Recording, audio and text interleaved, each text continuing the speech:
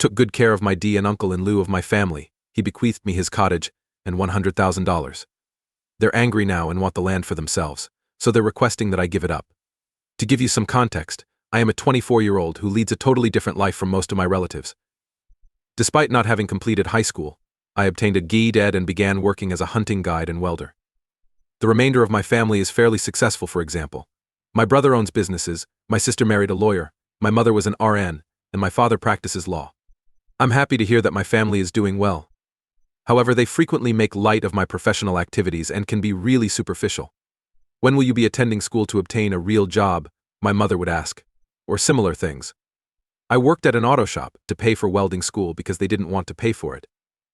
They frequently take trips and cruises without me as I can't really enjoy the food, culture, and other such nonsense. Although I still adore them, I have been gradually drifting apart from them over the past few years since I can sense that our lives are very different and they are not interested in sharing them with me. Right now. Mike, the brother of my grandfather, and I have always been rather close. Even though Mike worked in law, we shared a love of the outdoors and wildlife, and when I was younger we used to go hunting together. Mike received a cancer diagnosis around a year ago, and for the previous few months his condition has rapidly deteriorated, since he is my eldest relative and nobody else wants to take care of a sick, weak old man for whatever heartless reason. I have taken a lot of time off work to care for him. His spouse passed away 15 years prior, and he is without children. He asked me recently if I was losing money since I was taking care of him. I also told him that although I loved my other family members more than him, I was going to be working fewer hours. Hence, I enjoyed looking after him. He told me he was changing his will and would be willing his hunting cottage the next time I went to see him. This isn't a log cabin. To me, it seems like a modest single-family house with running water and electricity situated on more than 70 acres, with an additional $100,000 needed for repairs to get it up and going. The remainder of his estate, which he was deeply committed to, should be liquefied and given to other causes. Right now, Mike is actively dying. To pass away at home with his dog, he requested to be removed from hospice care, who, when he dies away, I will also be taking with me. My family was discussing how wealthy Mike is in his own house, how they wanted to turn his hunting cabin into a summer vacation house after his death, and how they planned to pay for a sizable farewell tour of Europe. Since they want the majority of his riches to be divided among us all, we are his only surviving family. They are unaware that I am receiving the house and a portion of his money and that everything is being given. I am aware that if Slash finds out about the things Mike has done for me, they will destroy me and defame him. I do not want to be present for the consequences. I had intended to start a small welding business and put aside some cash for the house's full-time renovation. What would happen? Wibta, if I took them out of my life the moment Mike leaves. Though I know Mike always said that family should be everything to you, seeing this new selfish side of them has made me very sour, and I'm not sure if I can even stand to be around them anymore. The property is owned by Mike and the distribution plan for them. Mike owns 3 gorgeous residences, all of which are rather spacious, with the exception of the cabin, which is exquisitely little. Many of his possessions are being liquidated and donated. All of his money will be handed on, save the $100,000 in the cabin. August 24, 2024 update. Not long after I wrote my last post, Mike passed away. He passed away quietly while sleeping. He spent his final hours of consciousness with Maisie, me, and the nurse who was tending to him. He is interred next to his deceased spouse. He had a happy life. We had a pretty nice run, didn't we? He said to me in some of his final remarks. I found the will issue to be humorous and a wonderful way to ease my suffering. Even in death, Mike always takes care of me. Because my mourning soul found seeing the bombs fall in real time to be comforting, like to chicken soup. Yes, I did receive the money and the cabin from Mike, along with his guns, his dog and her belongings, and a few mementos from over the years. He also left me his fishing poles and tackle. 3 years ago, he modified the will, but he never disclosed the information to me or any other family member. He left other members of our family with a variety of really obvious trinkets. He left my father, for example, with a bag of ancient hand tools and a long list of grievances over the contractors working on the house. I got a box of wine glasses for my sister. I got you a drawer full of pens and pencils for your burgeoning legal practice from one of my brothers. In addition, he offered us all some cash to commemorate him with a round of beers. It was quite the journey to watch everyone transition from feigned melancholy to exhilaration to fear and contempt. My mother kicked the flower pot outside the office so hard that it overturned. For an extended period, my father simply gazed out the window without saying anything. The eldest brother controlled himself until we arrived home, at which point he erupted into a fit of rage and profanity at receiving a fucking box of pencils as payment for being in his life. My status has been changed from disappointed son to shit list. As some of you have observed, their anger stemmed more from larger assets that were being liquidated and donated than from the cabin and the money Mike left me. They went utterly crazy because of that. With the exception of a brief eruption and a few hurtful remarks, the principal organization to which Mike bequeathed the remainder of his estate was the principal object of their abuse, and they appeared to accept it. Since Mike died and the will issue arose, I haven't had much contact with them. I was informed that it might take up to a year to resolve the remaining problems and the like. I installed a gate alarm and installed some cameras and locked up the cabin. I will be living here and at my apartment until my lease expires, so I'm moving in gradually. It's clearly outdated, and I'm fixing and renovating it right now. My phone number is linked to my job, therefore I decided to block everyone but my mother in case something really terrible happened, rather than changing it. She stopped griping and started asking why Mike had left me something so lovely after a few days. She started contacting and texting me again last week, claiming there was an emergency. When I talked to her on the phone, I discovered that it wasn't an emergency. They want me to give my sister the cabin and land since she is considering having a family and wants to nurture her offspring in a holistic manner. I informed my mother that, although my sister and her spouse have a beautiful home and a double salary in a state that is entirely different from mine, they are free to migrate to the country if they so choose, but I will not be giving them any of my land. Then she proposed that they purchase it from me for $200,000, a sum that is much, far below its true value. No, I replied. I heard everything from I'm a selfish bastard to I'm dead to my sister if I don't support her dreams of raising her children. In the country, Mike would like me to turn over the land and cabin to see if we can ever help you again, you entitled asshole. It just seems like they're trying to persuade me to give up everything my great uncle left to me. And it made me angry instead than sad. I feel like it should have been harder to hear those things. My sister also sobbed over the phone, telling me that she and her husband had always wanted to raise their children precisely on Mike's property. Though, looking back, she had never brought it up before. So perhaps this is a recent development. I kind of regretted telling her no at the time. They have been in touch with me ever since via social media, email, and other means, chasing me to allow my sister to have a rough time around the cabin and land. Therefore, once again, the people are correct, despite my best efforts. I ought to have avoided all interaction altogether. They don't know where I work anymore since I moved, and I removed my social media accounts. But they are aware of the location of my house. My mother and sister drove by one day while I was at work, pounded on the doors, attempted to open the side door, and peered in the windows. My mother expressly instructs my sister not to touch anything on my doorbell camera so he cannot file a lawsuit. My intention is to install a locking gate at the moment. It latches but does not lock. Now that everyone has been blocked, I'm making a list of the persons who should be informed if I decide to alter my phone number. I'm not entirely sure how to prevent them from entering my land. My parents were waiting for me to confront me about how upset my sister is that her future children won't get to experience growing up in the country when I returned to my apartment around 2 weeks ago. I'm a little scared that they'll stay on the land until I give in. I hope that not posting any signs of trespassing is sufficient. My house is on a road, and I know that because one of my brothers took a picture of it and sent it to me. Other than that, Mike is laughing in the hereafter. Maisie and I are doing great. I will remain here for a little while longer, after which I will permanently log off of this account. Relevant remarks. Oop requested a cease and desist letter from his mother and sister for harassing them for supporting the rest of the family by entering the property. Oop, I don't think there's anything I can do legally, but I will inquire. I don't officially own this property yet, but I was given permission to move in. It seems that the process of working through the will can take years. I'm not sure what I can do legally about it, therefore. Even if I wanted to, I don't think I could sell the land to them. They probably expect me to support her financially and provide the ideal life for her future children. She is a first-time visitor to this land. It was her first time there when she and my mother arrived. The brother that drove by, the lawyer brother who works in insurance, hasn't talked to me yet. Oop on Maisie, Mike's golden retriever. She's a little older but still energetic and fun. I'm hoping it won't be difficult to locate someone eager to work with her, who is closer to my house because she is pretty well trained. I'll heed prior recommendations and inquire about the veterinarian's family dynamic there.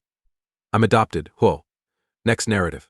After I informed my husband that I was pregnant, he accused me of infidelity.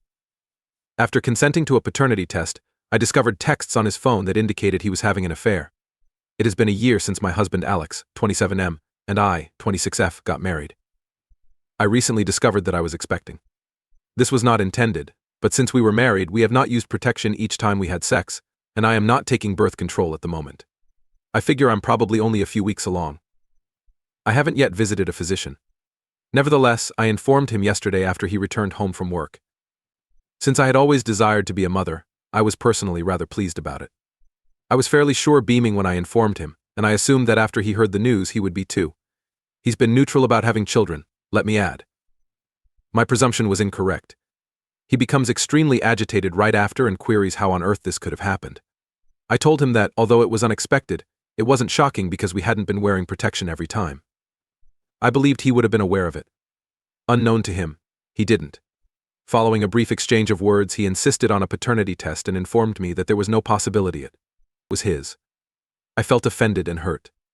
To be perfectly clear, I never cheated on my husband and I never will. Furthermore, I have never given him any cause to suspect that I am cheating on him. That he doubted my loyalty enough to want a paternity test shocked me so much. I expressed to him my surprise that he was genuinely requesting such from me. He claimed that me not taking the test would demonstrate my allegiance to him, and that I wasn't advancing my cause.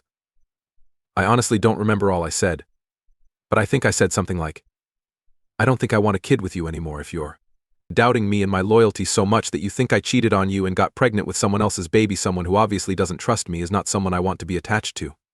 He lost it and called me out for cheating once more. After a heated dispute, he argued that I was being petty, brushing off his worries and asserting the legitimacy of my request for a paternity test. Ultimately, I consented to take the test, but stated that I was a man of my word. I had to emphasize it since there are many who claim that, despite my strong agreement, I didn't agree with it. Since the argument, we haven't spoken, and he's at work right now. I asked my friend for help, and she stated that, although it was inappropriate for him to accuse me of cheating, I shouldn't have addressed one of his legitimate worries with that statement. Because it was obvious that he had good reason to feel that way about the circumstances. Why he felt like I was cheating on him is beyond me. I felt that we should be able to trust one another, therefore I was really offended that he would call me names and make such obscene accusations. However, I would offer to say what I did. Many people are speculating that he had an unsuccessful covert vasectomy, and I did consider it. I asked him during the fight if he had a vasectomy, or was infertile, and that's why the kid couldn't be his. He waved the question away and kept insisting the baby couldn't be his without giving me a good explanation. Thus, I'm at a loss for words in that regard. Edit 2. I think I should go into more detail regarding my neutrality toward children. When we were first dating, I told him that having no children was a deal breaker for me. He replied it was all right, as that was his position should we ever decide to have children. If something occurs but we are not there, it's all right. I don't know what else to call that, so I'm going to call it neutral. I assumed he would accept my pregnancy as he had indicated when I told him I was expecting. However, it seems that he simply changed his mind and kept it a secret from me. Furthermore, I don't mind if men request paternity testing. What bothered me was his outright accusation that I was a cheater in the absence of any concrete evidence to support it. Revised on August 23, 2024. Hi everyone. This isn't going to be an overly dramatic update where we announce we received the test results back and he had a covert vasectomy, etc., but it is a significant one. This post may be lengthy. I appreciate the advice and warm words from everyone. Everything, even the criticism, was incredibly beneficial, since it forced me to consider my actions and how I handled the circumstance. Furthermore, I apologize profusely for not answering any of the comments. It was a bit intimidating since so many were suddenly pouring in at once.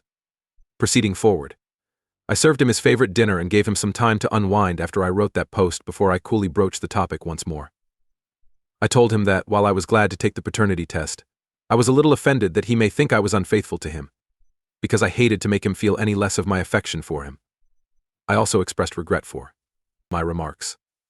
I questioned him about whether his accusations against me were simply the result of him being overwhelmed and terrified by the news. That wasn't it, he continued, and it was his real concern. He then informed me that until we finished the test, he wouldn't be willing to speak with me, say anything further, or make any concessions. When I questioned him about it, he almost yelled at me, urging me to forget about it for the time being. Thus I did. As a result, tensions have been really high. I've been spending what seems like an eternity reading through comment after comment. Many of you claimed he was unfaithful. I was about to give up and assume that he had been told he was infertile or something, but then I had a sickening sensation in my stomach that I ought to look into his phone. I never wanted to be the kind of person that constantly checks their significant other's phone without any reason, but my intuition has always led me in the right direction, so I did it last night while he was sleeping. I stole his phone from his bedside table and made my way to the living room. He is unfaithful to me. And as if that weren't awful enough, that is also the case with the friend I indicated in the previous post, as many of you mentioned. Now that I think about it, I suppose it does make logic, but I'm still somewhat surprised. Previously, I had no doubts about their connection, But after reading the remarks, I realized that her attitude raised a red flag. I looked through their texts, and it appears that their relationship has only been going on for a few months, beginning after our marriage. Really, though, I was only paying attention to the texts I sent him shortly after telling him I was expecting.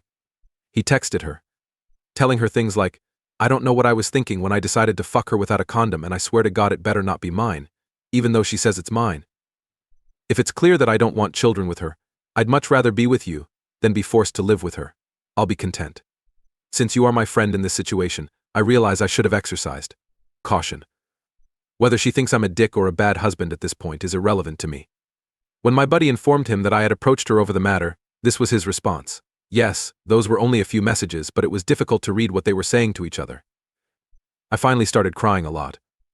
I took a screen grab of the texts, forwarded them to me from his phone, then erased the messages from his phone. It appeared that he had never transmitted anything before erasing the screenshots from the recently erased folder. I went to his laptop as well to see whether they had been removed there as well. I deduced from his texts that he did not think he is infertile, and that he did not have a covert vasectomy that went wrong, as he acknowledged that he should have been more cautious, and that he didn't know what he was thinking. If he believed he was infertile, I doubt he would be saying that. Furthermore, he is aware that I do not presently use birth control, and it was his decision, not mine, to forego using a condom. I simply concurred. I didn't put any pressure on him. He was pulling out at first, but sometimes he wouldn't. I don't understand why, after the affair began, he would still go occasionally without using a condom. I suppose it was because it would raise suspicions in my mind if he told me he no longer wanted to go anywhere without protection at all. But for now, that's pretty much it. I'm not going to confront him straight away about infidelity. I'm going to get the test, face him, and inform him that I want a divorce in addition to the test results. That is, after all, my current plan, but perhaps this isn't the wisest course of action given my scattered thoughts. I'm not sure. I nearly forgot to say that. Just to be cautious, I'm going to get an STD test. It's like 6 in the morning, I feel like shit, and I haven't gotten any sleep. Thank you to everyone who has congratulated me. I believe I will get an abortion, because I don't want my first full-term pregnancy to be an absolute nightmare instead of a joyful experience. It has great significance. Probably following the paternity test, or whenever I feel like updating will be the next update.